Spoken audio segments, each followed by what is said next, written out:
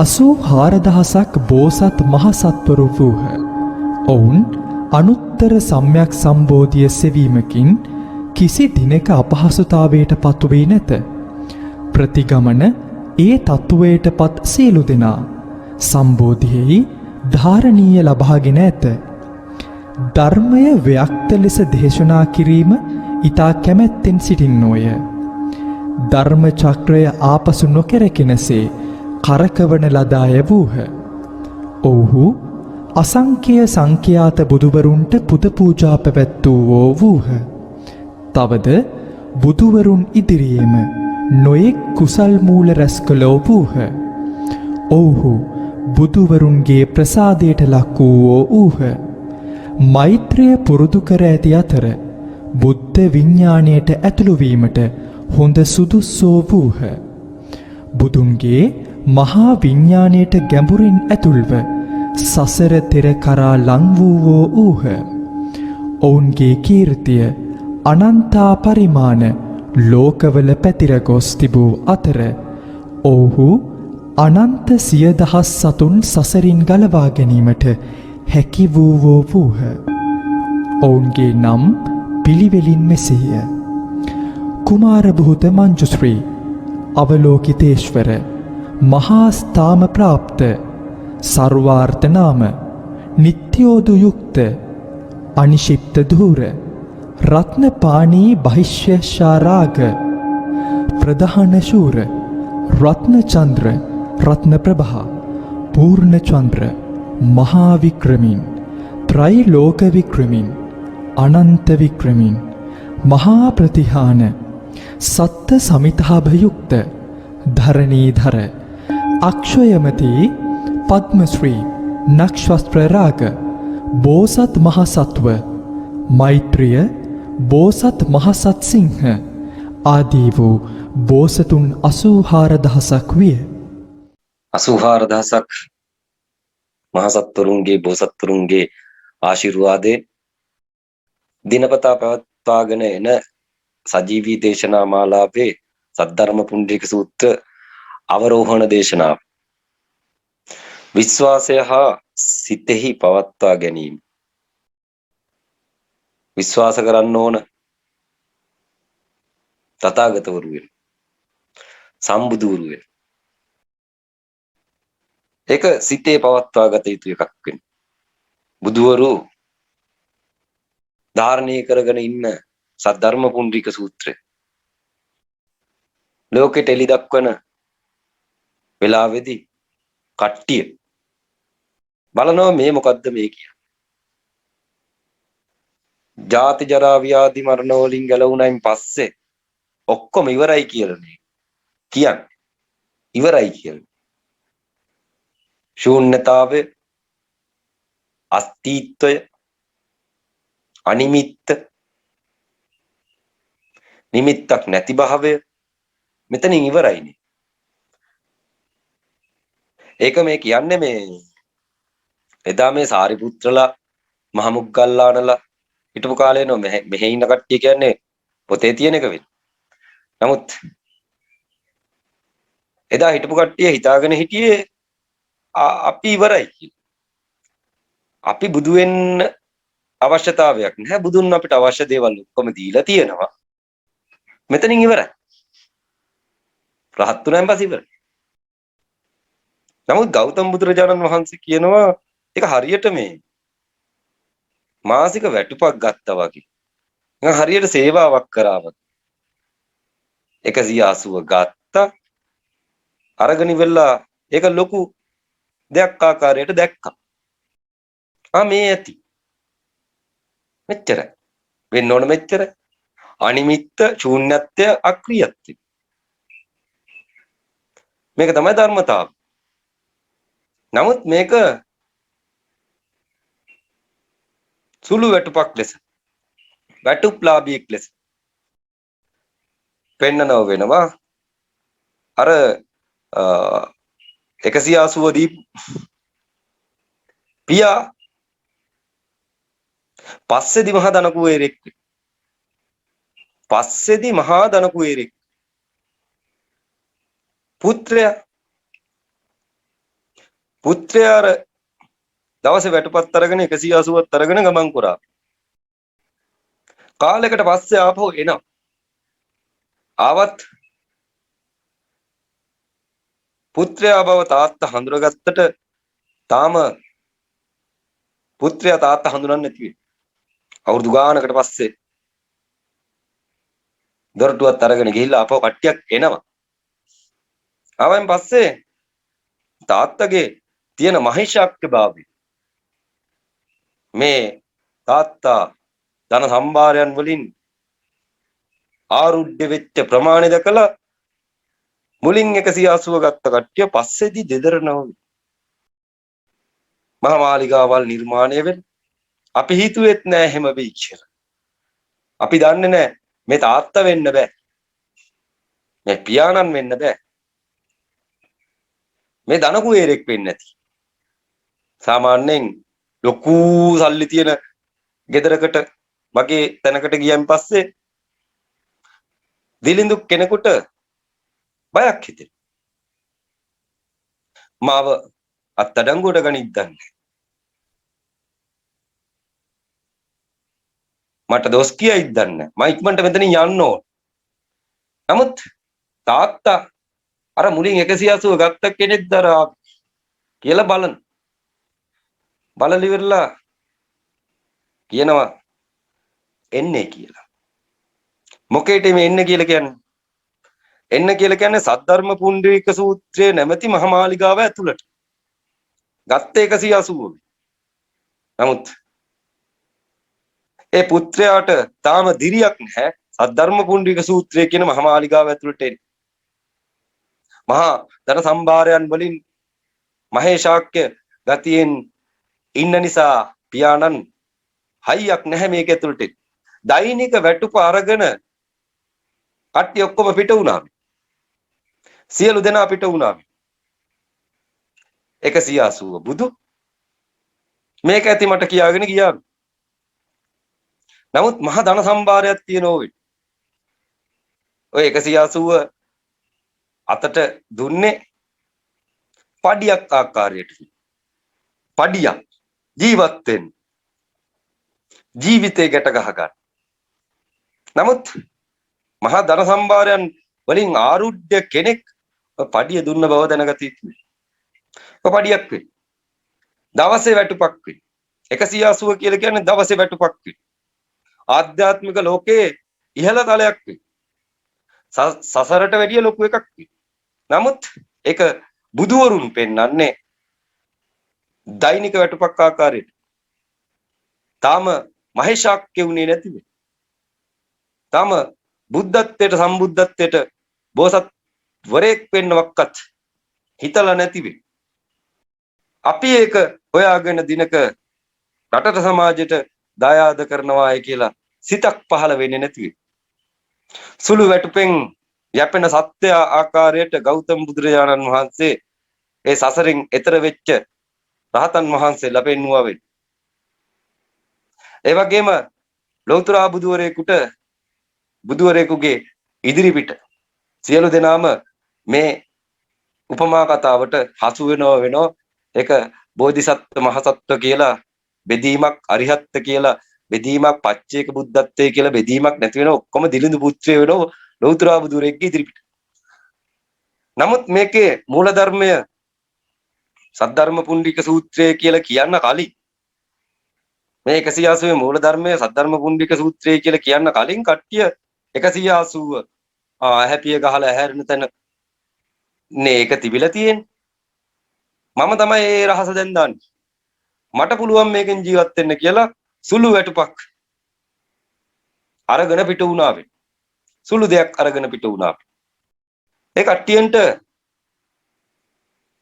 ඊගාවට මේක බාර දෙන්න යනකොට ඒ දිලිඳු පුත්‍රයෝ වසර 5කට විතර පස්සේ මේ සද්ධර්ම පුණ්ඩික සූත්‍රයට සහභාගී වෙන මුලින් 180 ගත්ත පුත්‍රයෝ සමහරක් කට්ටිය වසර 20කට පස්සේ සහභාගී වෙයි කියලා හිතට මේ හඬට.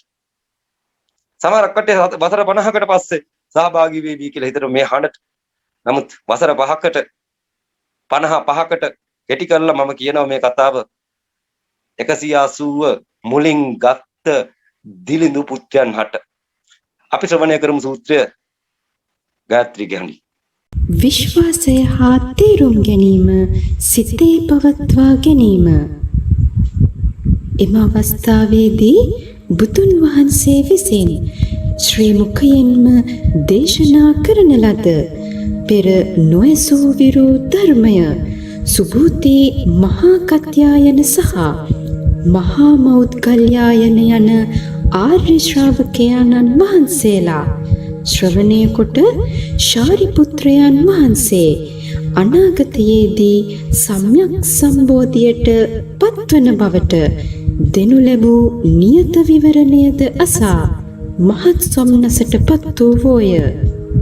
ඔවුන්ගේ නිසලව තිබුණු මනස සතුටින් ඉපිල ගියේය. එක්වරම එම ශ්‍රාවකයාණන් වහන්සේලා සිය ආසනවලින් නැගී සිට පොරවාගෙන සිටි සිය සඟල සිවුරු සකස් කොට දකුණු උරහිස විවෘත වනසේ ඒකාංශ කොටගෙන දන බිම තබා දෑත් එකතු කොට බුදුන් වහන්සේට නමස්කාර කොට උන්වහන්සේගේ මුව මණ්ඩල දෙස බලා මෙසේ පැවසූහ. අප භික්ෂු සංඝයාගේ නායක භික්ෂූන්ය. අපි සෑම දෙනාම මහලුය. දිනෙන් දින ජරා ජීර්ණ වෙමින් සිටිමු. අපි දැනටමත් නිර්වාණ අවබෝධයටත් පත්වී සිටින බව විශ්වාස කරන්නෙමු. අපට එයට වැඩි යමක් කිරීමට නැත. අප කිසි දිනක අනුත්තර සම්‍යක් සම්බෝධිය අපේක්ෂා කළේ නැත. ඒ සඳහා අපගේ ශක්තිය උනන්දුව ප්‍රමාණවත් වන්නේ නැත. තථාගතයන්න් සද්ධර්ම පුණ්ඩරික සූත්‍රය දේශනා කිරීමට පටන්ගත් දින සිට බොහෝ කාලයක් ගත වී ඇත. එම බොහෝ කාලය තුල අපි අපේ ආසනවල වාඩි වී සිටියෙමු.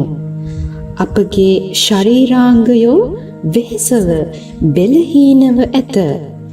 අපගේ කර්තව්‍ය වූයේ ශූන්‍යත්වය, අනිමිත්ත සහ අක්‍රීයත්වය යන සිද්ධාන්ත ගැන මෙනෙහි කරමින් සිටීම පමණකි. නමුත් බෝධිසත්වයන්ගේ ලෝකෝත්තර බලය සතුට හෝ බුද්ධ ක්ෂේත්‍රයන් පිළිබිඹු කරමින් සියලු සතුන් ගලවා ගැනීම සම්බන්ධයෙන් අපේ අභිරුචියක් නොවිය. හේතුව කුමක්ද?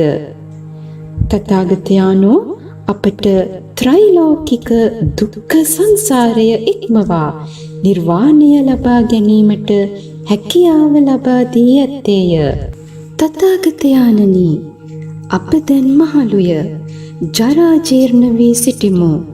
බෝධිසත්වයන්ගේ අනුත්තර සම්‍යක් සම්බෝධිය සඳහා ඔබ වහන්සේ ධර්මය දේශනා කරන විට අපට අප තුළ ඒ පිළිබඳ සතුටක් උනන්දුවක් ඇති නොවිය. නමුත් බුදුහු ඉදිරියෙහි අපගේ ශ්‍රාවකයන් වහන්සේ කෙනෙකුගේ අනාගත සම්‍යක් සම්බෝධිය පිළිබඳ නියත විවරණ ලැබීම දක්නා අපගේ මනස මහත්සේ සතුටුය. අපි පෙර කිසිදාක නොලැබූ දෙයක් ලබාගත්තුමෝ වෙමු.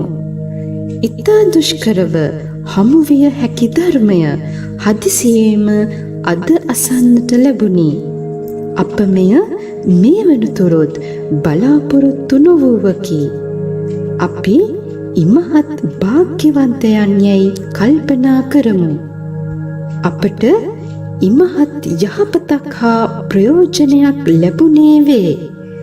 අති දුර්ලභ මාණික්‍ය රත්නයක් අනපේක්ෂිත ලෙස අපට සම්බ වූසේකි. තථාගතයන්නි, තවදුරටත් මෙය උපමාවකින් පැහැදිලි කර දක්වන්නේ නම් අපි සතුටු වෙමු. තවමත් තරුණ වයසේ සිටින යම් පුරුෂයෙකු තම පියා අතහැර බොහෝ දුර බැහැර රටකට යන්නේය. බොහෝ කලක් දුර රටෙහිම ජීවත් වන්නේය. අවුරුදු 10ක් 20ක් හෝ සමහර විට අවුරුදු 50ක කාලයක් ගතවන්නේය. මෙසේ කාලය ගතවීමත් සමගම ඔහු වයසට යන්නේය. ඔහු දිනෙන් දින ඉතා දිලිඳු බවට පත්වන්නේය. ඔහු ආහාර හා වස්ත්‍ර සොයා සෑම දිශාවකම ඇවිද යන්නේ අහම්බයෙන් පෙර තමා සිටි දේශයට පියමන් කරයි. ඔහුගේ පියාද තම පුතා සොයමින් ඇවිද යන්නේ ඉන් ප්‍රතිඵලයක් නැතිව වෙනත් නගරයක පදිංචි වේ. මේ අතරතුර කාලයේ ඔහුගේ පියා ඉතා පොහොසත් වේ. ඔහුගේ භාණ්ඩාගාර ධන ධාන්‍ය හා නොයෙකුත් වස්තු සම්භාරයන්ගෙන් පිරී ඇත. රන්, රිදී, මුතු මැණික්, වෛරෝඩි, පබළු, පලිඟුමිනි, සක් ආදියෙන් පිරී ගියේය. දැසි දසුන්ගෙන්ද සේවක සේවිකාවන්ගෙන්ද පයින්ටකරුවන් හා ඇත්, අස්රිය, ගව, මහේෂ ආදී සතුන්ගෙන්ද සමන්විත වූ වස්තුව බොහෝය. ඔහුට විශාල සේනා පිරිස් වූ අතර ගව, මහේෂ ආදී සතුන්ගෙන්ද සමන්විත වූ වස්තුව බොහෝ විය. ඔහුට විශාල සේනා පිරිස් වූ අතර වෙනත් අවට දනව්වලද ධන ආයෝජනය කර තිබුණේය. කෘෂිකර්මාන්තය වෙළඳාම ඔහුගේ ව්‍යාපාර අතර විය. මේ අතර දිලිඳු පුත්‍රයා ගමින් ගමට නොයෙක් ජනපද පසු කරමින් යන්නේ ඔහුගේ පියාවන සිටුවරයා සිටින නගරයට පැමිණෙන්නේය. ඔහුගේ ධනවස්තුන් එම නගරයේ බොහෝ ඇත. පියාණන්ද අවුරුදු 50කට වැඩි කාලයකින් වෙන් වූ තම පුත්‍රයා ගැන නිතරම සිතමින් සිටින්නේය. මෙම කාරණය ගැන ඔහු අන් කිසිවෙකුටවත් කිසිවක් කියා නැත. ඔහු බලවත් සිත් ඇවුලෙන් තමන්ටම මෙසේ කියාගන්නේය.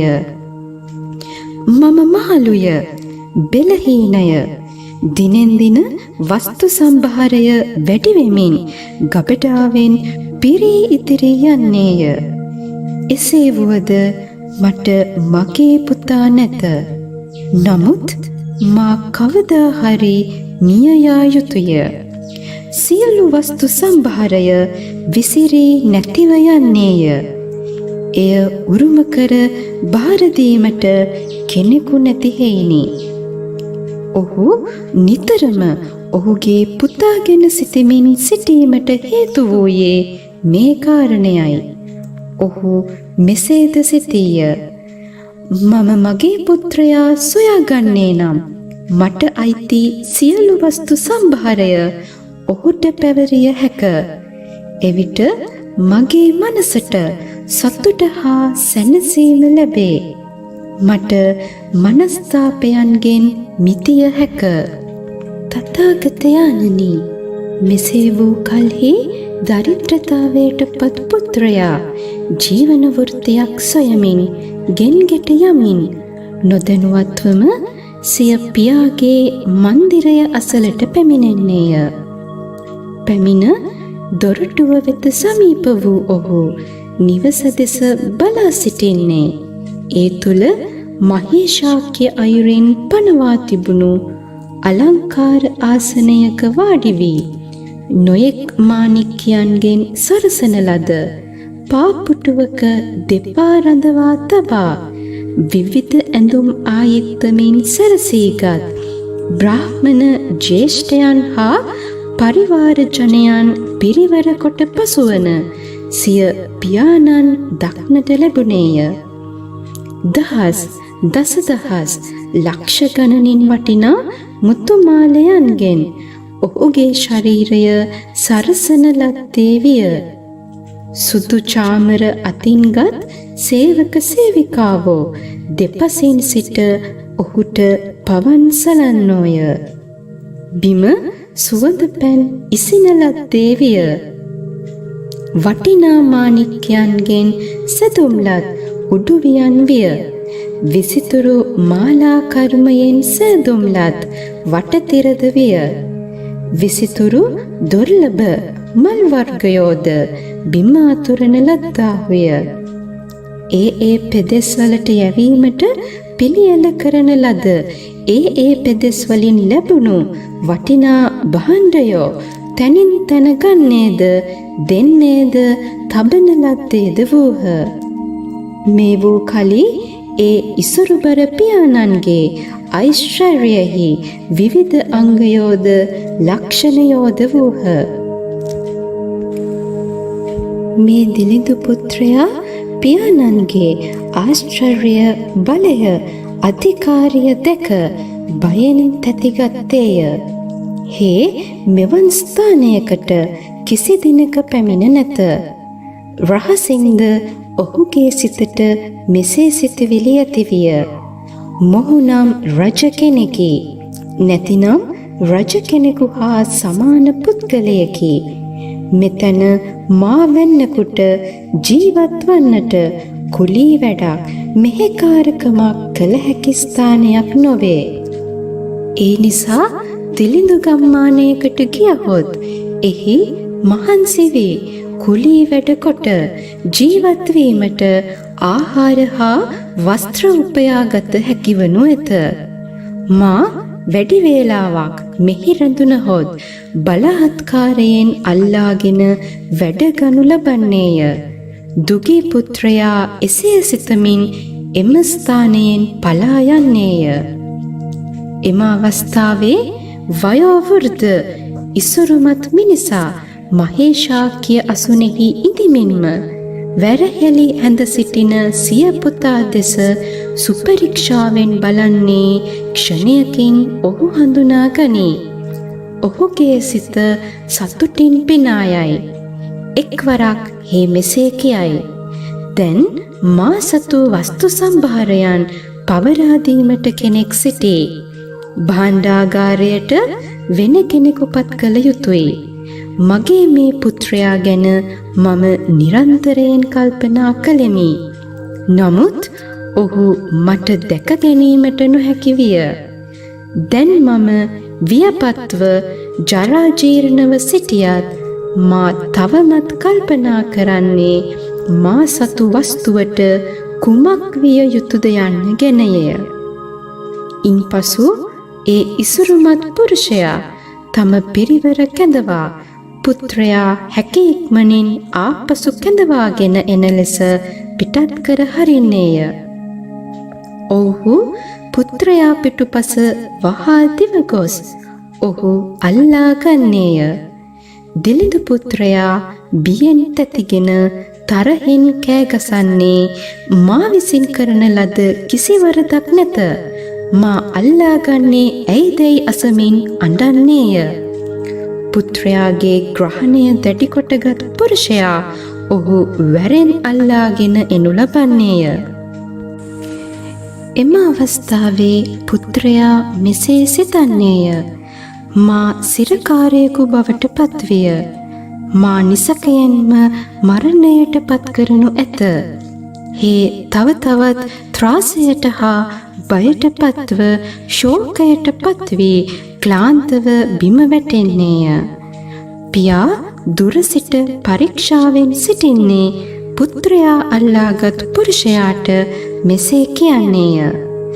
මට මේ මිනිසාගෙන් ප්‍රයෝජනයක් නැත. ඔහුට මෙහි ඒමට බල නොකරන්න. නමුත් ඔහුගේ මුහුණට සිසිල් ජලය ස්වල්පයක් කිසින්න. එවිට ඔහුට ප්‍රකෘති සිහිය ලැබෙනු ඇත. ඔහුට කිසිවක් ඉන්පසු නොකියන්න.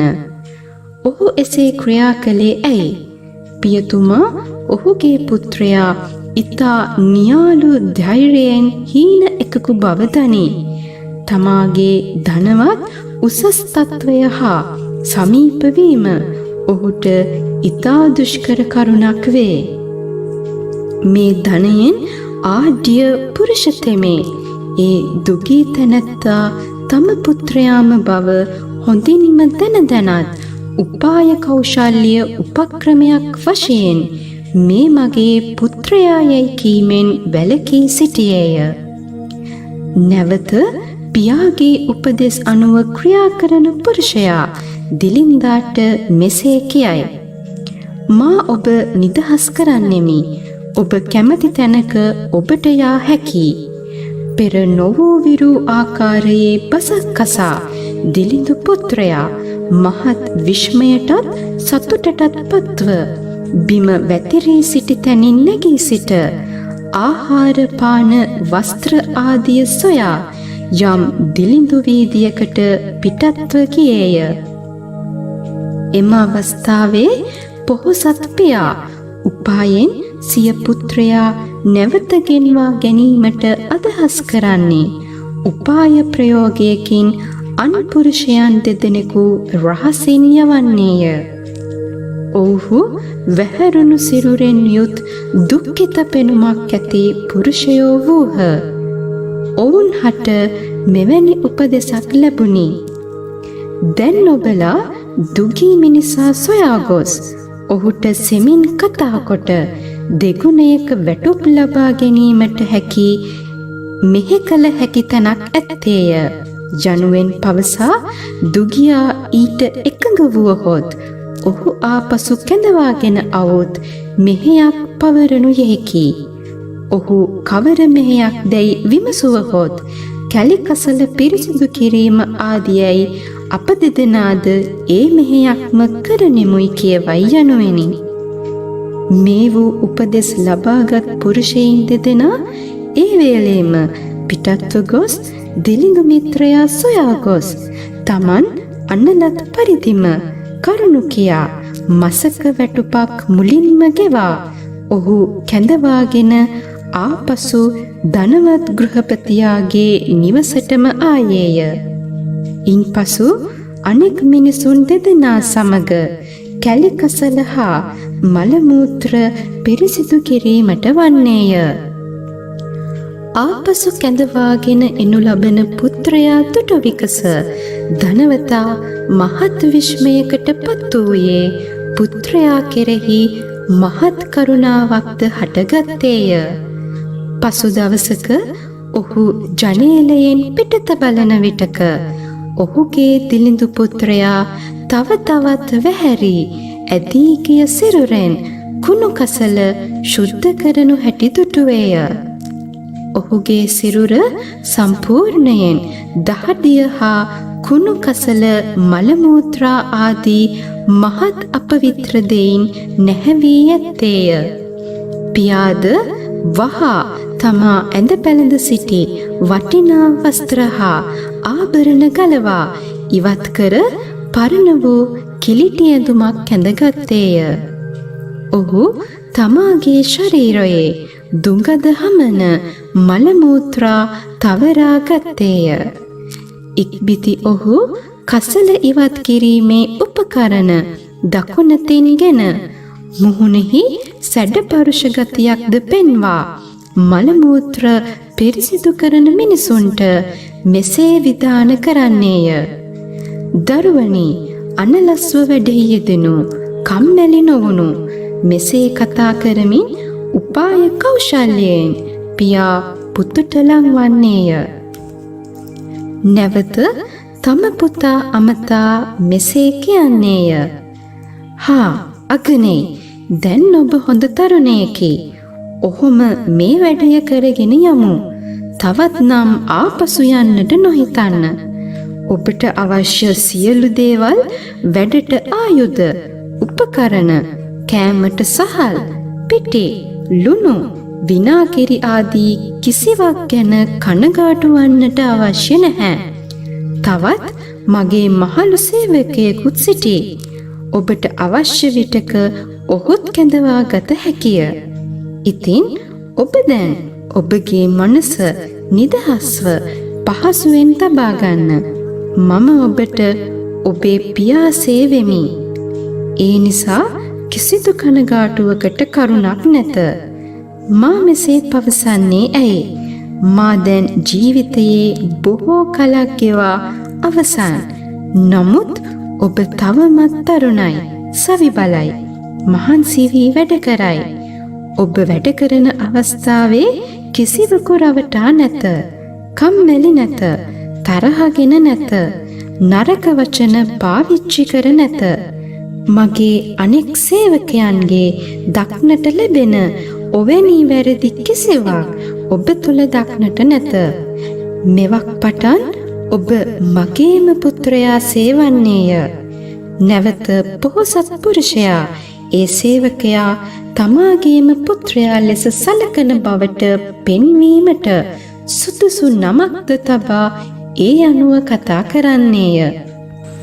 දැන් මේ දිලිඳු වූ පුත්‍රයා තමනට කරනු ලබන සැලකිලිවලින් මහත්සේ සතුටු වුවද ඔහු තවමත් සිටින්නේ තමා තවමත් අන්පුරුෂයෙකුගේ යටත් සේවකයෙකු යැයි සිතන සිතුවිල්ලෙන්මය.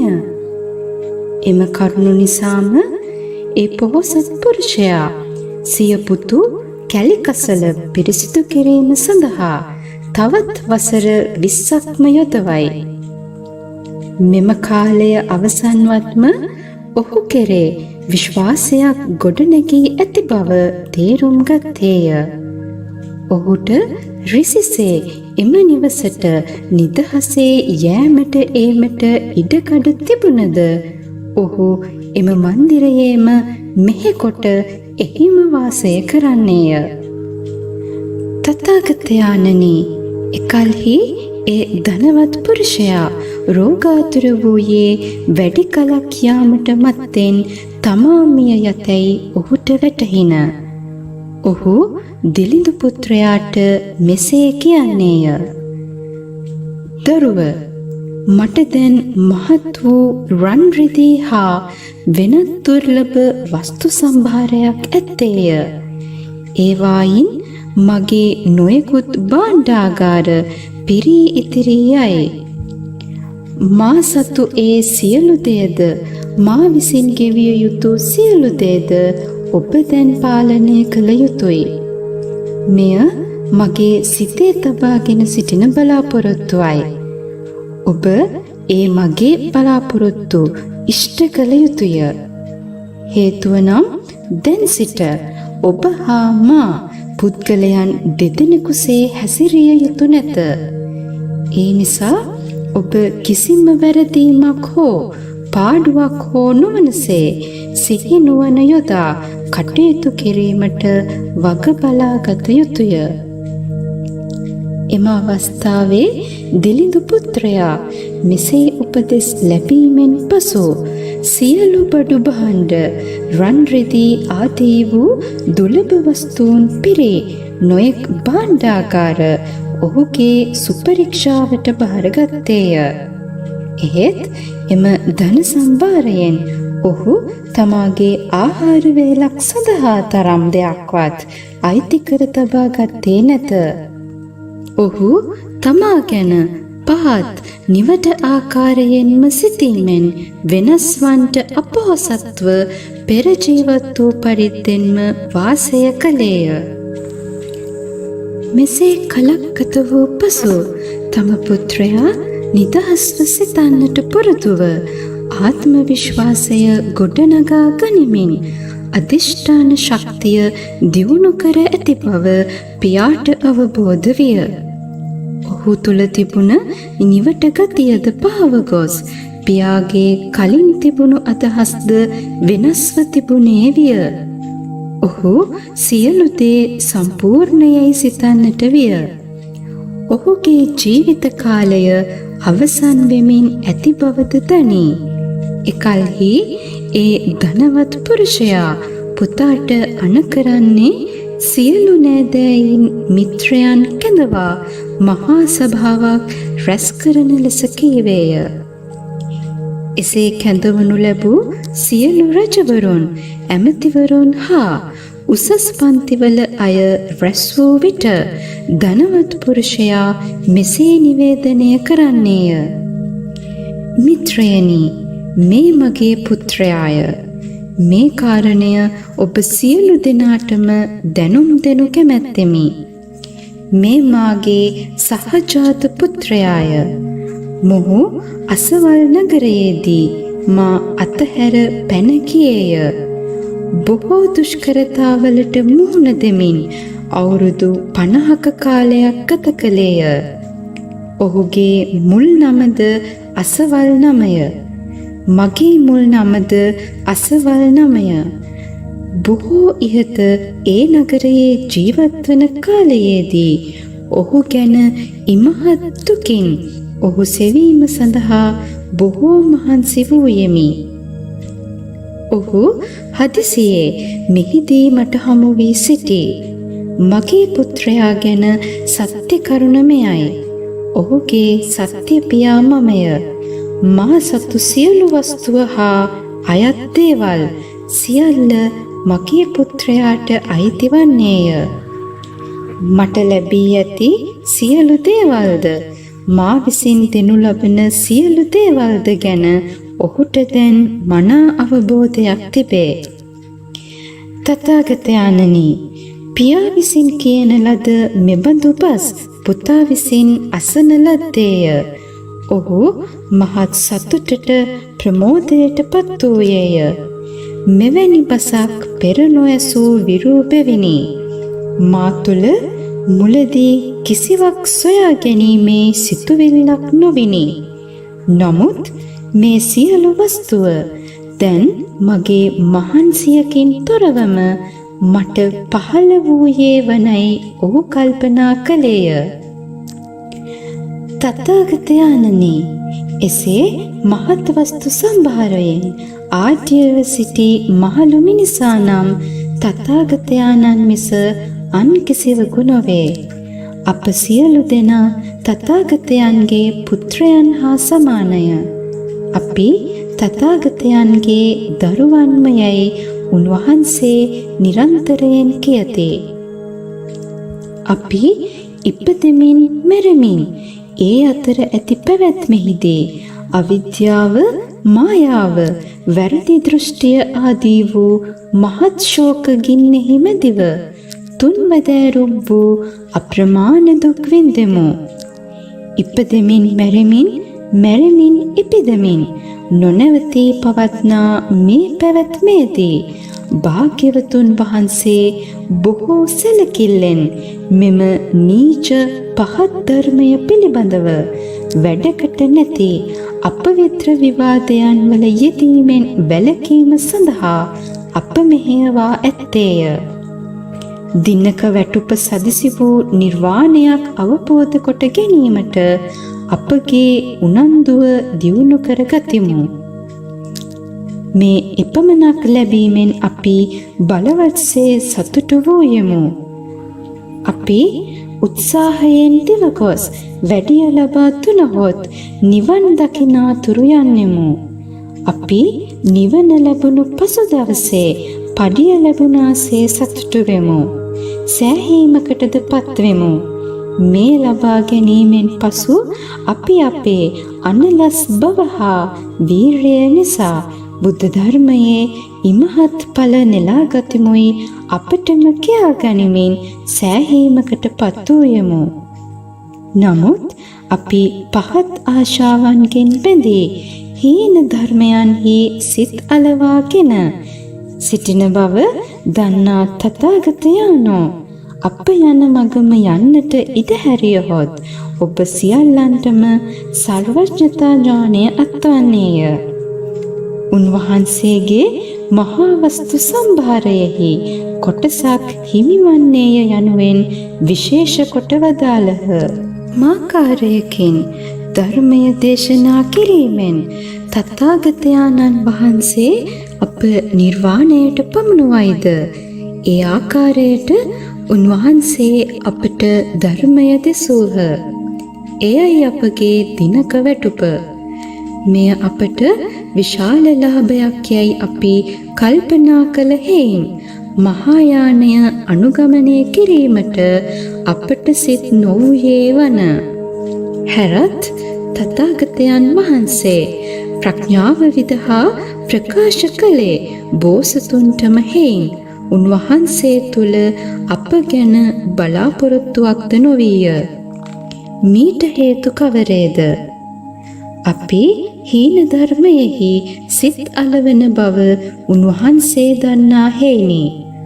උපාය කෞශල්‍ය යොදාගෙන උන්වහන්සේ අපට සුදුසු කුමක්දැයි දැන් දේශනා කර ඇත. අප සත්‍ය වශයෙන්ම බුදුන්ගේ දරුවන් යයි නොදැන සිටියමු. නමුත් අපි අන්තිමේදී දැන් බුදුන්ගේ දරුවන් යයි දනිමු. බුද්ධ ඥානය බෙදා හැරීමට උන්වහන්සේ කිසි දිනක අකමැති නොවූසේක. දීමට අකමැත්තක් තිබුණේ නැත. මා එසේ කියන්නේ කුමන හේයින්ද යත් අතීත කාලයේ සිට සත්‍ය වශයෙන් බුදුන්ගේ දරුවෝ වූයෙමු. නමුත් අප කැමැත්තක් දැක්වූයේ අන් කිසිවක් ගැන නොව හීන න්‍යායන් කෙරේ පමණකි. එහෙත් අපි උසස් න්‍යාය ධර්මය ගැන කැමැත්තක් දැක්වූයේ නම් එවිට බුදුන් වහන්සේ අපට මහායානය දේශනා කරනු ඇත්තේය. මේ සද්ධර්ම පුණ්ඩරික සූත්‍රයෙහි බුදුන් වහන්සේ දේශනා කරන්නේ එක යානයක් ගැන පමණි. අතීතයේදී හීන යානය වැළඳ ගන්නා ශ්‍රාවකවරු බුදුන් වහන්සේ විසින් බෝසත්වරුන් ඉදිරියේ සුළු කොට සලකන ලද්දෝය. නමුත් ඇත්ත වශයෙන්ම බුදුන් වහන්සේ මහායාන සූත්‍රය දේශනා කරනුයේ අපට උගන්වා අපි බුද්ධත්වයෙහි සමාදන් කරවීමටය. ඒ නිසා අපි මෙසේ කියමු. මුලදී අපගේ මනසේ බුද්ධත්වයට පත්වීමේ ආශාවක් කැමැත්තක් නොතිබුණේය. නමුත් ධර්මරාජයාගේ උතුම්ම වස්තුව වූ බුද්ධත්වය අප කරා පැමිණ ඇත්තේය. එය බුදුන්ගේ දරුවන්ට හිමි විය යුත්තකි. අත්පත් කරගත යුත්තකි. අප දැන් සියලු දෙනාම එය අත්පත් කරගත්තෙම් වෙමු. ඉක්බිති මහා කාශ්‍යපයෝ නැවත වතාවක් ගාථාවලින් එහි තේරුම් ප්‍රකාශ කරති. අද අපි බුදුන් වහන්සේගේ දහම් හඬ ඇසුවෙමු. මින් පෙර නොඇසූ විරුදයක් අසා මහත් සන්තෝෂයට පත් වූයෙමු. අනාගතයේහි ආර්ය ශ්‍රාවකයන් වහන්සේලා බුද්ධත්වයට පත්වෙති බුදුන් වහන්සේ පවසතේ. අපගේ පරිශ්‍රමයක් නැතිවම විශිෂ්ට මාණික්කයෝ අප වෙත පත් වූහ. එය එක්තරා ළමයෙකු තරුණ වයසේදී තේරුම් ගැනීමකින් තොරව ඔහුගේ පියා අත්හැර යන්නාසේය. ඒ කෙසේද යත් ඔහු පියා අතහැර වෙනත් බොහෝ ඈත දනව්වකට පලා යන්නේය. මෙසේ ඔහු රටින් රටට යන්නේ අවුරුදු 50කට වැඩි කාලයක් ගත වූයේය. ඔහුගේ පියාද මහත් ශෝකයට පත් වූයේ සතර දිසාවටම ඔහු සොයමින් ගොස් විඩාවට පත්ව අන්තිමේදී එක්තරා නගරයක නිවසක් සාදා පදිංචිව පසිඳුරන් පිනවමින් සිටේ. ඒ නිවෙස්නය ඉතා විශාල වූයේය. රන් රිදී මුතුමැණික් ශිලා පබළු ආදී වූ වස්තුවෙන් ආඩ්‍ය වූ ඒ නිවසේ ඇත් අස් ගව ආදී සතුන්ගෙන්ද තවත් නොයෙකුත් යාන වාහනයන්ද කුඹුරු ඉඩකඩම් හා ඒවායේ මෙහෙයන් සඳහා ජනයාගෙන්ද යනාදී වූ මහත් භවභෝගයෙන්ද සපිරුණේ විය. තවත් අතිවිශාල පිරිවර පිරිසකගෙන් සම්පූර්ණ වූයේද විය. වෙළඳ හා ව්‍යාපාරික ජනයා නිතර ගැවසුනේද විය. ඔහුගේ යස ඉසුරු අතිමහත් වූයේ පිටස්තර ජනපදවලින්ද ලාභාංශ ලැබුණේය.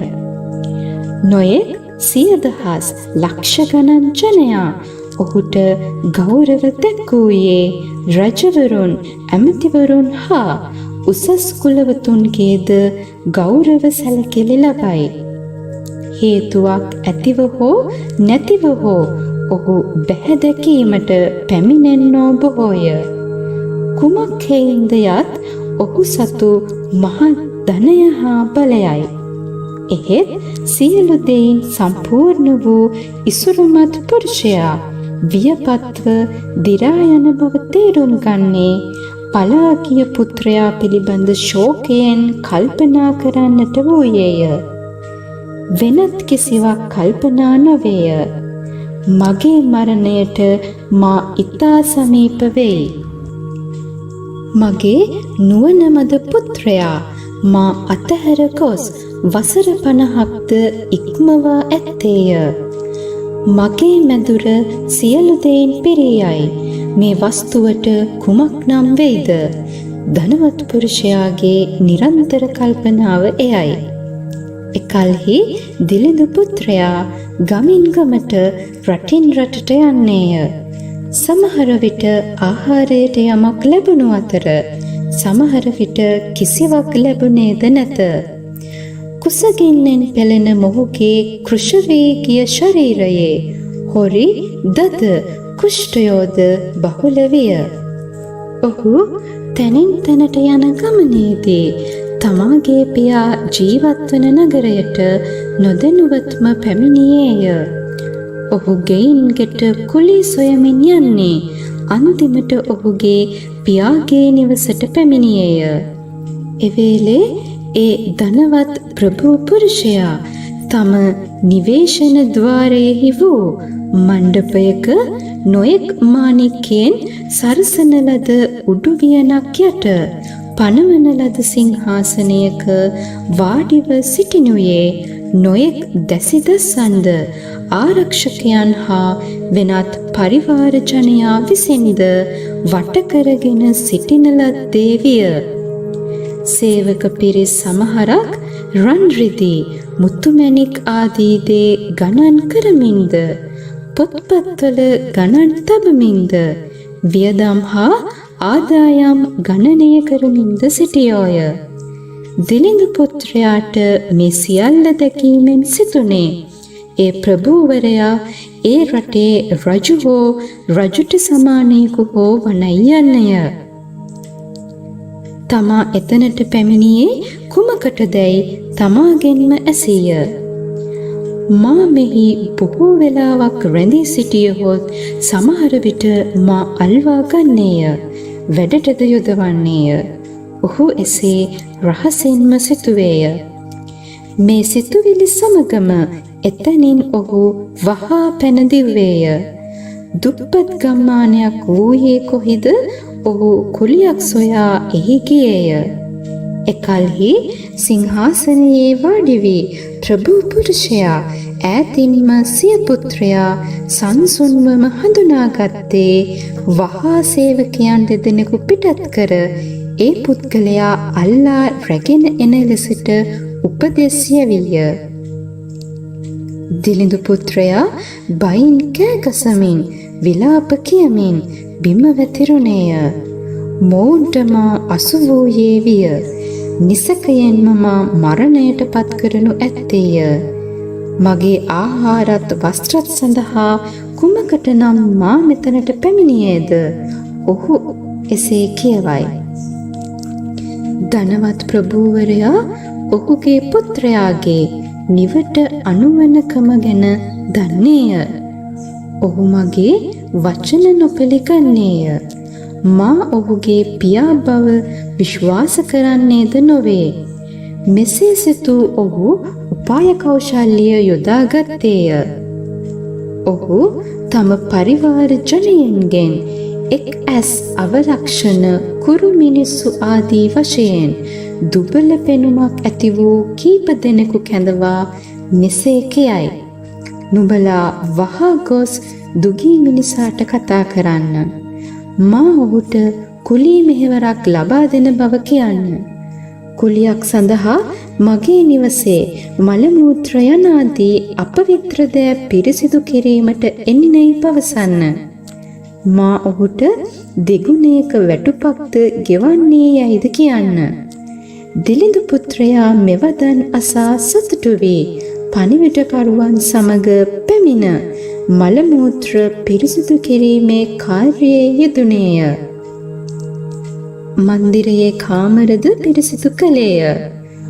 ඔහු වැඩ කරන ආකාරය ජනේල කවුළු වලින් විටින් විට බලා සිටින ධනවත් ප්‍රභූ පුරුෂ තෙමේ තම නිවට අඥාන පුත්‍රයා මේ පහත් කාර්යයන්හි සන්තෝෂ වන අන්දම ගැන මෙනෙහි කරයි. ඉන් ඉක්බිතිව ධනවත් පුරුෂයා දිරාගිය වැරහැලි ඇඳුමෙන් යුතුව මල මූත්‍ර පිරිසිදු කිරීමට ගන්නා උපකරණද ඇතිව පුත්‍රයා සිටි දෙසට යන්නේය. උපාය කෞශල්‍ය මාර්ගයෙන් ඔහුට ලංවන්නේය. උත්සාහයෙන් වැඩ කිරීමට ඔහු උනන්දු කරවන්නේය. මා ඔබගේ වැටුප් වැඩි කර ඇත. ඔබගේ පාදවල අතුල්ලා ගැනීමට තෙල් දෙන්නෙමි. ඔබට අවශ්‍ය ආහාර පාන ආදිය ඇතිතරම් දෙන්නට පියවර ගනිමි. උණුසුම් ඇඳ ඇතිරිලිද සුව පහසුවද දෙන්නෙමි. සමහර අවස්ථාවල ඔහු තදින්ද කතා කරයි. මහන්සියෙන් හොඳින් වැඩ කරනු ආදී වශයෙනි. තව වරක ඔබ මගේම පුත්‍රයා වැනිය යනුවෙන් මෘදු පසක්ද කියන්නේය. පොහොසත් මිනිසා බුද්ධිමත්ව ක්‍රමයෙන් ඔහුගේ පුත්‍රයාට ඒ මන්දිරය තුල නිදහසේ යාමට ඒමට අවසර දුන්නේය. මෙසේ 20 අවුරුද්දක් ගිය තැන ඔහුගේ නිවසේ කටයුතු කළමනාකරණය පුත්‍රයාට පැවරුවේය. තවද රන් රිදී මුතුමැණික් ආදී වටිනා දේ ඔහුට පෙන්වූයේය. ඇතුළට ලැබෙන දේද පිටතට යවන දේද ගැන ඔහු දැනුවත් කළේය. එහි සියලු කටයුතු ගැන ඔහුට අවබෝධය ලබා ගැනීමටය. එහෙත් ඔහුගේ පුත්‍රයා ద్వාරයෙන් පිටත වූ තන සෙවිලි කළ කුටියේම නිදාගත්තේය. ඔහු තුල තිබුණේ තමා දිලිඳ කුය යන ආකල්පයයි.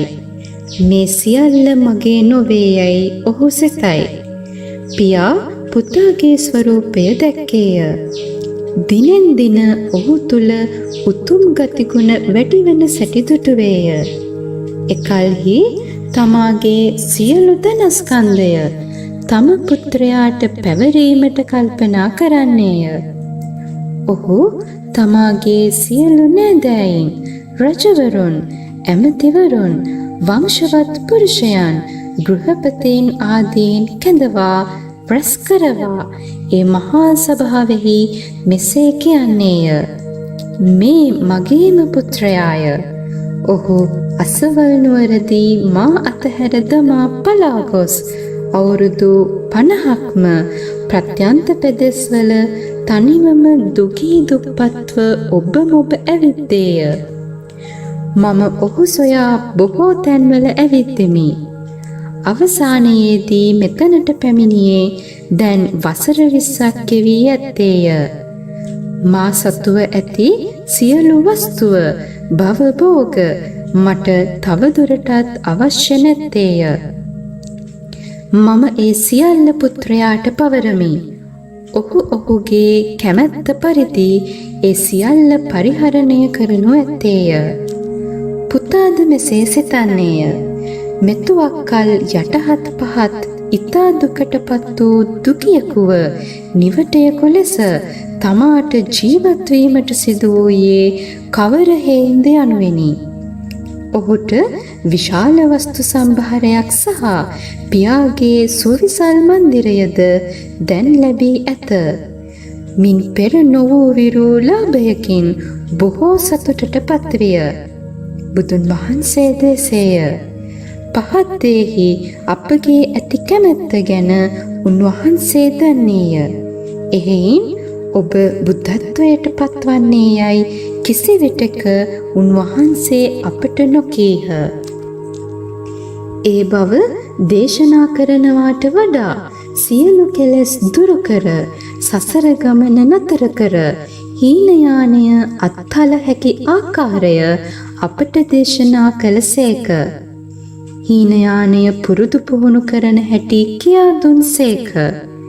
එසේ කොට ආර්ය ශ්‍රාවකයෙකු වන හැටි ප්‍රකාශ කළහ. ඉන් පසුව බුද්ධත්වය ලබා ගැනීමේ උතුම් බුද්ධ මාර්ගය අනුගමනය කරන හැටි දේශනා කර අපට විධානය කළහ. අප බුද්ධත්වයට පත්වන්නේ යයි ප්‍රකාශ කරන ලෙස උන්වහන්සේ අපට උපදෙස් දුන්සේක. අපි බුදුන් වහන්සේගේ ධර්මයෙහි පිහිටියෝ වෙමු. උතුම් වූ බෝධිසත්වයන් සඳහා අපි නොයෙක් හේතු සහ ඵලයන්, නොයෙක් උපමා උපමේයයන්, නොයෙක් උපදේශක වාක්‍යාංශ යොදාගෙන අනුත්තර වූ බුද්ධ මාර්ගය දේශනා කරන්නෙමු. බුදුන්ගේ පුත්‍රයෝ අපගේ මාර්ගයෙන් ධර්මය අසාගෙන දිවා රාත්‍රී අනලස්ව ඉතා කැමැත්තෙන් එය මෙනෙහි කොට උත්සාහයෙන් වීරියෙන් පුහුණුවෙහි යෙදෙති. එවේලෙහි සියලු බුදුවරයන් වහන්සේලා ඔවුන් හට අනාගතයේදී ඔබ බුද්ධත්වයට පත්වන්නේ යයි නියත විවරණ දෙති. සියලු බුදුවරයන් වහන්සේලාගේ රහස් ධර්ම ගබඩාව එයයි. රහස් ගබඩාව හෙළිකොට ඉදිරියෙන් තිබුණේ සියලු බෝධිසත්වයන් වෙනුවෙන්ම පමණකි. එය අප වෙනුවෙන් නොවේ. ඒ ඊතා වැදගත් සත්‍ය ධර්මය උන්වහන්සේලා දේශනා කළේ අප සඳහා නොවේ. දිලිඳු පුත්‍රයාගේ කතාවෙහි ඔහු පියාණන් කරා අවුත් පියාණන්ගේ සියලු වස්තු සම්භාරය ගැන සියල්ල දැනගන්නේ නමුත් ඔහුට මුළු සිතින් එය අත්කර ගැනීමට වුවමනා නොකළේය. ඒ පරිද්දෙන් අප විසින් තථාගතයන්ගේ රහස් ධර්ම භාණ්ඩාගාරයේ විස්තර වර්ණනා කරන ලද්දේ නමුත් එහි ඵලයන් නෙලා ගැනීමට අපි ප්‍රාර්ථනා නොකළෙමු. බුද්ධත්වයට පත්වීමට නොසිතුවෙමු. මේ ආකාරයෙන් අපගේ තත්වයද ඒ හා සමාන වේ.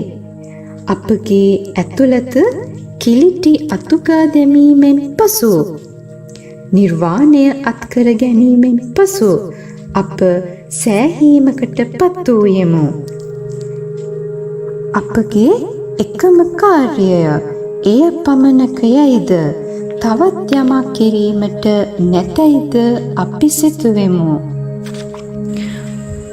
බුද්ධ ක්ෂේත්‍රය පිරිසිදු කිරීමට ක්‍රියා කළ යුත්තේය. සත්වයනට ධර්මය දේශනා කොට ඔවුන් සර්වඥ මාර්ගයට ගත යුත්තේය යන්න අපි අසා ඇතත් අපි එහි කිසි උනන්දුවක් සතුටක් ඇති කරගත්තෝ නොවෙමු. කවර හේින්දයත් සියලු සත්වයනට ධර්මයෝ ශූන්‍යත්වයක නිශ්චලත්වයක ස්වරූප ගනිතය. ඇතිවීම නැතිවීම විරහිතය. කුදු මහත් බවෙක් නැත. ක්‍රියාකාරීත්වයන් ප්‍රමාණයන් නොමැත්තේය. මේ ආකාරය මෙනෙහි කරන විට කෙනෙකු ප්‍රීතියක් සතුටක් ආදී වූ වින්දනයක් නොමැති හේයින් ඒ බොහෝ කාලය මුළුල්ලේම සියලු තණ්හාවෙන් ආශාවන්ගෙන් මිදුණා වූ සර්වඥතා ඥානය පිළිබඳව අපේක්ෂාවක් අප තුළ නොවිය. ධර්ම මාර්ගයෙහි පරතරකට පත්වම්හයි අපි විශ්වාස කළෙමු. ඒ දීර්ඝ රාත්‍රියෙහි අපි ශූන්‍යතා ධර්ම පුහුණු කොට ත්‍රිලෝක දුක්ඛයෙන් මිදුණෙමු. නිර්වාණය කෙලවර කොට ඇත්තා වූ අන්තිම භවයෙහි අප වාසය කරමු. බුදුන්ගේ ඉගැන්වීම් වැළඳගෙන අනුගමනය කොට අප යම් මාර්ගයකට පිවිසී යමු නම් එය නිරර්ථක නොවේ. එසේ කිරීමෙන් අපි ඒ මාර්ගයේ ගමන් කොට බුදුන්ගේ කරුණාව වෙනුවෙන් ගෙවිය යුතු ණයෙන් නිදහස් වූයෙමු. බුදුන්ගේ පුත්‍රයන් සඳහා අපි බෝධිසත්ව ධර්මය දේශනා කොට බුද්ධත්වය සඳහා ඔවුන් දිරිමත් කළේ නමුත් අපි ඒ ධර්මය ගැන කිසි දිනක බලාපොරොත්තු නොවීමු. ඒ හේතුවෙන් අපගේ විනේතෘවරයාණන් ධර්මෝපදේශකයාණන් විසින් අතහැර දමන ලද්දාහුය. උන්වහන්සේ අපගේ සිත් තුළ ඇති දේ නිරීක්ෂණය කර තිබුණි. මුල සිටම උන්වහන්සේ අප දිරිමත් කිරීමක්වත් අපට ලැබෙන ඵලය ගැන ප්‍රකාශ කිරීමක්වත් නොකළසේක. බුදුන් වහන්සේ පෝසත් මිනිසා හා සමානය. ඔහු පුතාගේ බලාපොරොත්තු පහත් බව දැන සිටියේය. ඒ නිසා ඔහුගේ සිත සකස් කිරීමට උපාය කෞශල්‍යය යෙදුවේය. පසුව ඔහුගේ ධන සම්භාරය පුතාට විශ්වාසයෙන් පැවරුවේය. බුදුන් වහන්සේද එසේම පෙර නොවූ විරු ක්‍රියාමාර්ගයන්ට අවතීර්ණ වෙති. සමහරුන් තුල ඇත්තේ පහත් අදහස්ය යන්න අවබෝධ කරගන්නා උන්වහන්සේ උපාය කෞශල්‍යයෙන් එවැනි අයගේ සිත් සකස් කොට ඊට පසුව විශිෂ්ට ඥානය දේශනා කරති. පෙර කිසි දිනක අපට ලැබී නැති ලබා ගැනීමට කිසිවිටක අපේක්ෂා නොකරන ලද දෙයක් අද අපි ලැබුවෙමු. ආශ්චර්යමත් ලෙස එය පහළ විය. ප්‍රමාණය කළ නොහැකි වූ වස්තු සම්භාරයක් ලත් දිලිඳු පුත්‍රයා මෙනි. ලෝක පූජිතයාණනි, අපි මාර්ගය ලැබීමු, ඵලය අත්කර ගතිමු. කෙලෙස් ත්‍රහීනය කරන ධර්මය තුළින් අපි නිවැරදි දෘෂ්ටිය ලැබුවෙමු. බොහෝ කාලයක සිට අපි බුදුන්ගේ පිරිසිදු ශීලය සමාදන් වූයෙමු. අද අපි ප්‍රථම වතාවට ඵලය පාරිතෝෂිකය ලැබුවෙමු. ධර්ම රාජානන්ගේ ධර්ම මාර්ගයෙහි බොහෝ කලක් ගමන් කරමින් අපි බ්‍රහ්මචර්යාවෙහි හැසිරුණෙමු. දැන් අපි කෙලෙස් විරහිත තත්වය අසමසම ඵලය ලැබුවෙමු. දැන් ඇත්තෙන්ම අපි ශ්‍රාවකයන්ය. බුදුන්ගේ නියම ධර්මය දරාගෙන එය සියල්ලන්ගේ ශ්‍රවණයට පාත්‍ර කරන්නෙමු. අපි දැන් නියමාර්ථයෙන්ම අරහත්වරුන් වෙමු. සියලු ලෝක ධාතුන්හි දිව්‍ය, මනුෂ්‍ය, යක්ෂ, බ්‍රාහ්මණයන්ගේ වන්දනාමානයට අපි සුදුස්සන් වන හේනි. ලෝක පූජිතයාණෝ උන්වහන්සේගේ මහා කරුණාවෙන් පෙර අප්‍රකට ක්‍රමයක් අනුගමනය කොට අපට දයානුකම්පාවෙන් ධර්මය උගන්වා සමාදන් කරවා මහත් ප්‍රතිඵල ගෙන දී ඇත්තේය. අප්‍රමාණ කල්පලක්ෂ ගණනකින්වත් කවරකු හටනම් මේ ණය ගෙවිය හැකිද? අපගේ හස්තපාදයෙන් ශිෂ්‍ය ප්‍රණාමයෙන් කුමන ආකාරයේ පූජාවන් කළත් අප කිසිවෙකුට ඒ ණය ගෙවා නිම කළ නොහැක.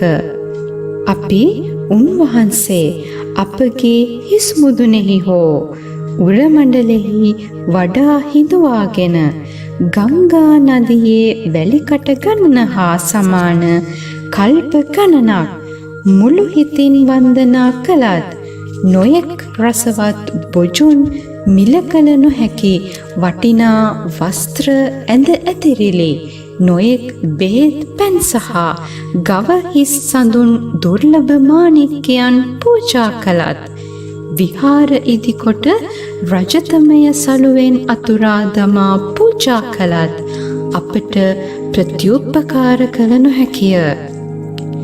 ජිනවරයන්ගේ සම්භාවය අති දුර්ලභ වන්නේය. ප්‍රමාණ කළ නොහැක්කා වූ සීමාවක් නොදැකිය හැක්කා වූ උන්වහන්සේලාගේ විදර්ශනා බලමහිමය අචින්ත්‍යය. ක්‍රියාවෙන් මුක්ත වූයේද කෙලෙසුන් විරහත වූයේද වේ. ධර්ම රාජයන් වහන්සේලා පහත් නුවණමද පුහුදුන් ජනයා උදෙසා ඔවුන් එල්බගෙන සිටින දෘෂ්ටිය අනුව ඔවුන් දකින දෙයට උචිත වන්නේ කුමක්ද? එය දැන ඒ අනුව ධර්මය දේශනා කරති. සත්වයන්ගේ විවිධ ආශාවන් විවිධ අභිරුචීන් ඔවුන්ගේ අපේක්ෂාවන් හා හැකියාවන්ද වටහාගෙන විවිධ වූ උපමා උපක්‍රම යොදාගෙන ධර්මය කියා දීමෙහි බුදුන් වහන්සේට ශක්තිය ඇත්තේය.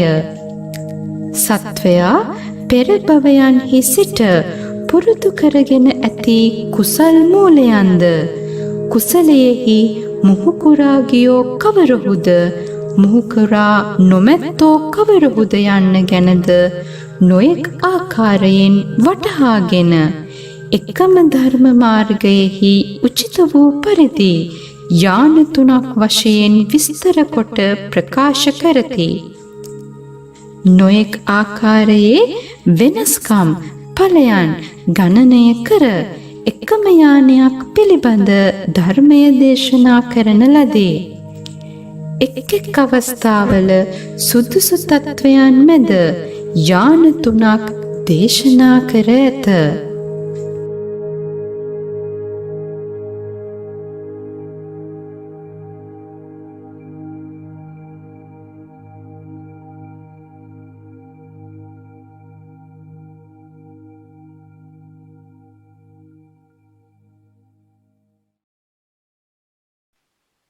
ලෞතුරා බුදුවරු යානා තුනක් දේශනා කරන්නේ ඇයි කියන කතාව උපමාවකින් තේරුම් ගන්න පුළුවන් නම් අන්න අර දිරිඳු පුත්‍රයාට වැඩිය පුත්‍රයෙක් වෙන්න පුළුවන් හැකියාව තියෙනවා කුල පුත්‍රයෙක්.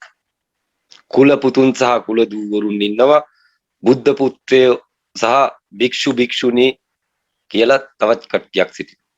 කුල පුතුන් වෙන්න කුල දූවරුන් වෙන්න සම්පූර්ණයෙන්ම තථාගත ධර්මය වටහාගෙන යටත් පහත් එකත් පසව ගන්න තියෙන සම්බුද්ධත්වය ඒ හිමිකාරීත්වය පරකට ලැබෙන්නේ එක්කෙනෙකුටයි ඒ හිමිකාරීත්වය ලෝකෙටම ලැබෙන්නේ නැහැ ඒ හිමිකාරීත්වය සම්බුද්ධ හිමිකාරීත්වය එක්කෙනෙකුටයි ලැබෙන්නේ ඒ සම්බුද්ධ හිමිකාරීත්වය ලෝකෙට දේශනා කරන්න ගියන් පස්සේ කුසල් අඩු වැඩි කට්ටිය බලලා දේශනා කළ යුතු වෙයි.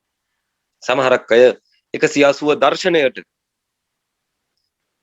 මේ ආකාරයේ මට සිද්ධ වෙන්නේ කිව්වන් පස්සේ ඒ ආකාරයට දේශනා කරනවා. සමහරක් අය ප්‍රඥාවෙන් හෙබි කට්ටිය එනවා නම් ඒ කට්ටියන්ට උපමා ආකාරයට ධර්මයේ දේශනා කරනවා. තවත් ඉහළින් එන කට්ටියන් සිටිනවා නම් සය පාරමිතා කරන විදිහ මේ ජන්මය තුල තියලා ඒකද ප්‍රාර්ථනා බලයෙන් කිරීමට කියා දෙන්න. මේ ආකාරයට තුන් ආකාරයක ධර්මයන් දෙන්නේ අනුත්තර සම්‍යක් සම්බුද්ධත්වයට පත් වෙච්ච කෙනෙකුත් තථාගත සම්‍යක් සම්බුද්ධත්වයට පත් වෙච්ච කෙනෙකුත් පමණක්. එවන් කෙනෙක් කවුද කියලා හොයාගන්න පුළුවන් වෙන්නේ ඔය දෛනික වැටුපක් ආකාරයට දීපු ඔය සංකේතයෙන්. නමුත් ඒ සංකේතය යම් කිසි කෙනෙක් වරකට පූර්ණ කරොත් ඒකාන්තවම මොහොතක් ඇතුළත සතර අපායෙන් ගැලවෙන්නේ මොහොතකට. ගැලවුණ බව දැනගෙන සිටීම සෝතාපන්න භාවය. ගැලවුණ මොහොත තුල සදහටම නතර වුණොත් ඔවුන් රහතුන් වෙනවා. රහතුන් උනත් කියනවා ඒ දෛනික වැටුපෙයි ඔය අරගෙන ඉන්නේ කියලා ගෞතම බුදුහාමුදුරුවෝ කාශ්‍යපට ඒ වගේම සියලු රහතන් වහන්සේලට කියන කතාවක්. මේක මම ප්‍රායෝගිකකරණය කරලා වර්තමාන සමාජයට දීලා බැලුවම ඒක හරියි. දිනක මේ පුත්‍රයා දිලිඳු පුත්‍රයා මේ සද්ධර්ම පුණ්ඩික සූත්‍රය ඇතුළට සැපෙමින්. නමුත් මේ සද්ධර්ම පුණ්ඩික සූත්‍රයේ බර ගැඹුර දුර පළල බැලුවෙන් පස්සේ පුත්‍රයා මේකට බය වෙයි. මේ තරම් භාණ්ඩාගාරයක් මට දරා ගන්න බෑ කියලා පුත්‍රයා මේකට බය වෙයි. බය වෙලා මට ඕනේ නැහැ කියලා දුවන්න ලෑස්ති. ආපහු ඇදගෙන. ඒ ගෞතම බුදුන්නේ. 180 ඉන්න කට්ටිය පස්සේ ඇවිල්ලා අහන්නේ කියලා කියන මට ඇදගෙන ඉන්න කට්ටිය යොදන්න බැරි වෙයි. නමුත් මෙහි තියෙන විශාලත්වය ධාරිතාව Tamanට දරා ගන්න බැරි හේයින් දෙවනි වරටත් දෙන්නේ කුණු කසල ඉවත් කරන දෙයක් වෙන. කොහොම හරි 180 ඇතුලේ අපිත් හිටියා කියන තැන කොහොම හරි හිටියේ. ඒ කට්ටිය කැලි කසල ඉවත් කරන කට්ටිය වෙනවා. සම්බුද්ධත්වය කියන ඥාණයට සපත් වෙන්න සද්ධර්ම පුණ්ඩික සූත්‍රයට යොමු වෙන්න තාම ප්‍රඥා බල මහිමයක් කිසිම දෙයක් නැති හීන පුත්‍රයෝ ගැන ගෞතම බුදුරජාණන් වහන්සේ එදා දේශනා කරපු එක මම ප්‍රායෝගික කරලා මෙදා බැලුවා. බලනකොට ඒක එහෙමම තිබුණා. ඒ වගේම ඥානා තුනට සම්මුතික ධර්මයට රාහුල හිටිය වෙනවා. මුවින්නුපන් පුත්‍රයාට සාරිපුත්‍ර හිටිය වෙනවා. ඒ වගේම සම්බුද්ධත්වයට පුත්‍රයෙක් තවත් සිටිනවා. ඔහු මංජුශ්‍රී වෙනවා. මංජුශ්‍රී බෝධිසත්වෝ මේ භාණ්ඩාගාරය අත්පත් කරගන්නේ සූත්‍රය මගේ අතට දීමෙන් වෙන. මංජුශ්‍රී බෝධිසත්වෝ සූත්‍රය මගේ අතට දුන්නායින් පස්සේ මම කියනවා ඔබේ නම මම මාරු කරනවා කියලා. ඔබේ නම මම මාරු කරනවා කියලා. සූත්‍රය ඇතුලේ ඔබ සිටිනවා කියලා කියනවා. ඔබ සූත්‍රය ඉදිරියට ගෙනියන්න ප්‍රතිඥා දීපු කෙනාය කියලා කියනවා. ධර්මයට කුමාරයෙක් උනේ නුඹ කියලා කියනවා. ඒ වගේ පුත්‍ර රත්න තුනක් ආකාරයට එහෙම පෙන්වීමටත් හැකියාව තියෙනවා. ඒකත් ඥානාත්‍රයට සමාන වෙනවා. ඥානා ධර්ම තුනක් තියෙනවා. එකක් හීන බය ආදු මැරෙන්න බය උන්ට දෙන ධර්මයේ වේ. ඒත් පුත්‍රයෝ අනික් කට්ටියන්ට අභ්‍යන්තර ප්‍රඥාව මෙහෙवला හේතුඵල සංසිද්ධි දැකලා පච්චේක බුද්ධත්වයටපත් වෙන්න ධර්ම දොරටුව දෙන්න. අනුත්තර සම්‍යක් සම්බුද්ධත්වයටපත් වෙන්න විශිෂ්ට බුද්ධි බල දිනන්න සර්වඥතා ඥාණයට ගොස් නැවත නැගිටින්න සියලු සතුන් වෙනුවෙන් මෙලොව පහළ වෙන්න දෙව් මිනිසුන්ට හිත පිණිස වැඩ පිණිස ජීවත් වෙන්න මහා යානයට ගොඩ වෙච්ච තවත් පුත්‍ර රත්නයන් සිටිනවා වෙනු. මෙන්න මේ යානා තුන මේ ධර්ම තුන සම්බුද්ධ ඥානය වේ. සම්බුද්ධ ඥානය තුනකට බෙදලා සමාජගත කරන්නේ තේරෙන මධ්‍යම පාන්තිකව තේරෙන හීන ලෙස තේරෙන තුන් කොටසක් මේ ලෝකයේ තුල සිටින නිසා වේ. ඔය තුන් කොටසටම එකම දොරටුවක් වර්තමානයේ පිරිනමල තියෙනවා. ඒ 180 වෙනු. අර කතාව ප්‍රායෝගිකීකරණය කරලා මෙහි ලිහා දීමට අපි මුලින්ම සූත්‍ර හැමදාම ආරම්භ කරන බෝසත්තුරුන්ගේ නම්වල සඳහන් වෙන විස්තර අනුව ඒ කට්ටියන්ටත් ලෞතර බුදුරු කරන කාර්යය කිරීමට හැකියාව තියෙනවා. ඔවුන් විශිෂ්ටය කියලා කියන. එවන් පුත්‍රය වෙන්න පුළුවන් නම් සාරිපුත්‍රලාට සාරිපුත්‍රලා වෙන්න යන කට්ටිය. එවන් පුත්‍රය වෙන්න පුළුවන් නම් බෝධිසත්ව වෙන්න පුළුවන් නම් මහසත්තුරු වෙන්න පුළුවන් නම් පරාර්ථය දකින්න පුළුවන් නම් ආත්මාර්ථය ලෝකේ නැත්තර නැති කරන්න අභීත වෙන්න පුළුවන් නම් විශිෂ්ට බුද්ධි බල දිනන්න පුළුවන් නම් සූත්‍රය සද්ධර්ම පුණ්ඩික සූත්‍රය වේ.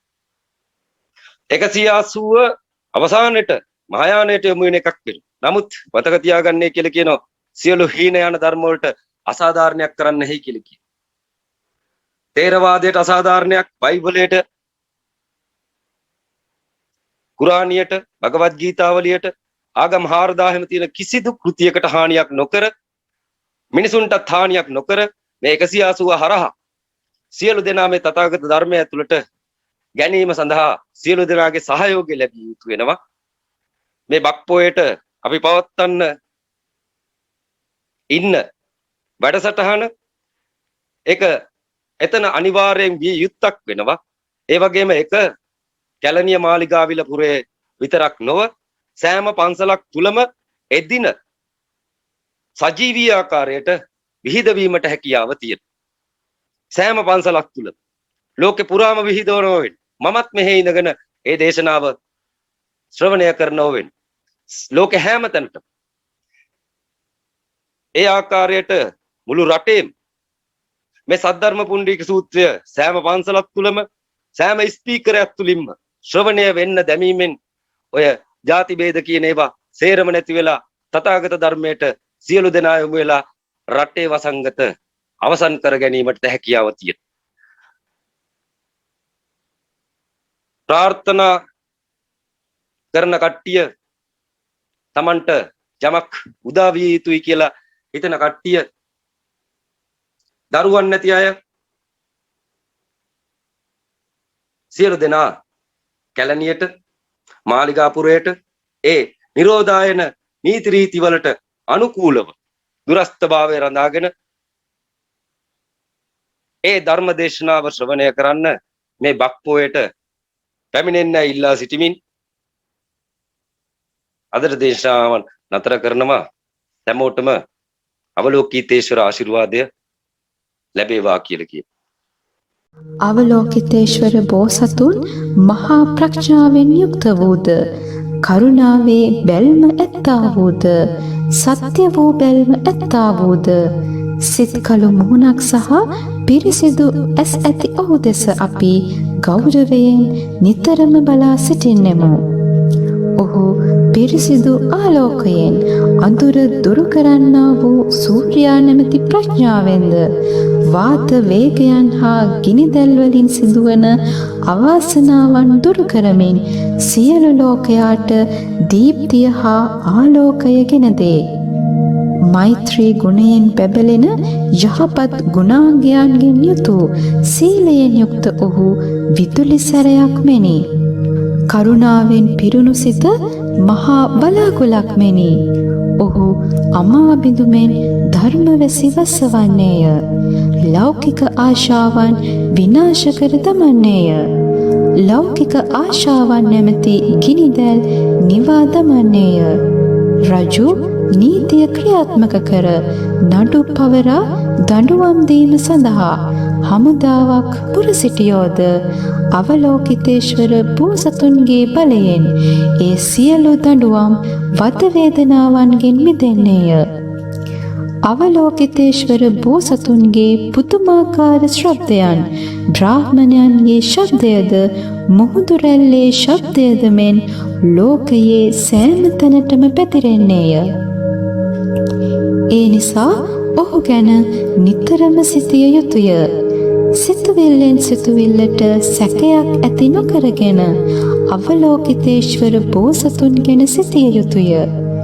හේතුව නම් මරණයේ වේදනාවෙන් සිටින අයෙකුට වුවද ඔහු උදව් කරන්නේ මුනිවරයෙකු ලෙසිනි. මේ සියලු ප්‍රතිඵලයන් සලකා බලා මෛත්‍රී සිතින් සියලු සතුන් වෙත බලා මහා සාගරය වැනි ඔහුගේ ආශිර්වාදයන් නිසා ඔබ හිස පහත් කර අවලෝකිතේශ්වර බෝසතුන්ට නමස්කාර කළ යුතුය. මෙම අවස්ථාවේදී ධරණීධර බෝසත් තෙමේ ක්ෂණයකින් සිය අසුනෙන් නැගී සිට බුදුන් වෙතට ගොස් මෙසේ පවසන්නේය. තථාගතයන්නි, සත්වයින් අවලෝකිතේශ්වර බෝධිසත්වයන් පිළිබඳව ඔහුගේ නිදහස් ඊර්ති ප්‍රාතිහාර්ය බලයද විශ්වයේ සෑම තැනක් සඳහා වූ දොරටුවල පෙනී සිටීම ආදී මහත් ඵලයන් මෙම පරිච්ඡේදය කියවා ගනුයේ නම් ලබන සම්පත් සුළුපටු නොවන්නේය. බුදුන් වහන්සේගේ විශ්ව දොරටුව නැමැති මෙම පරිච්ඡේදය දේශනා කිරීමෙන් පසු මෙම සභාවේ 84000ක් සියලු දෙනා අනුත්තර සම්‍යක් සම්බුදු තත්වයට පත්වීමේ අදහස් සිත් තුළ අධිෂ්ඨාන කරගත්තෝය.